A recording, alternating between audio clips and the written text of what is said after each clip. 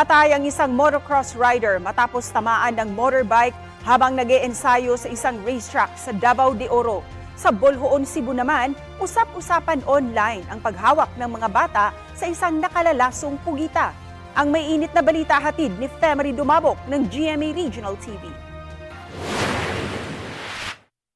Umani ng samot-saring reaksyon mula sa netizens ang paghawak ng mga bata sa isang venomous octopus sa Bolhoon, Cebu.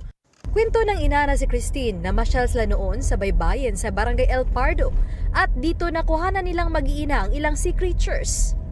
Isa sa mga naipost nila sa social media ang paghawak ng mga anak sa octopus na kung tawagin ay blue-ringed.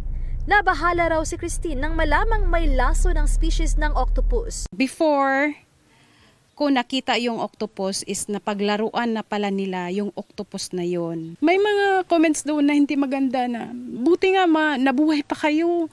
Buti nga lakas pa ng guardian angel mo.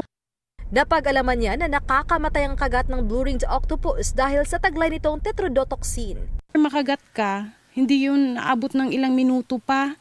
Oo, magre-react na yung katawan mo. Pagka-check na, wala naman kaming nararamdaman kahit ano. I am so blessed, super blessed talaga. Wala pang pag-aaral ang Bureau of Fisheries and Aquatic Resources o ang BFAR-7 sa venomous na blue-ringed octopus. Pero paalala ng ahensya na kadalasan sa colorful na mga sea creature ay poisonous. You can only watch but do not touch.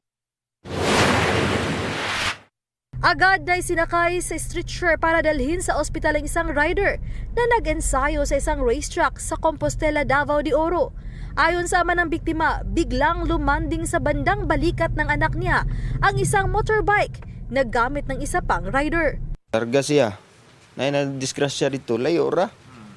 Nabuhian niyang motor ba? Ang motor ni tabok sa pikas lane. Timing jud kayo nga seconds lang yun ba nga kuan. Dito ginitog pa siya ang motor. Pumanaw ang rider na si Roel RJ Gonzaga Jr., 13 anyos o mas kilala sa motocross community na si AJ 30 King Cobra. Sa loob lang ng isang taon, nagkampiyon na siya sa maraming pagkakataon. Nagdadalamhati ang motocross rider sa pagpanaw ni RJ. Nakikipagtulungan na raw sa pamilya ni RJ ang rider ng tumamang motorbike sa kanya. Pati na rin ang organizer ng motocross competition para tumulong sa burol at libing at iba pang kinakailangan ng naiwang pamilya.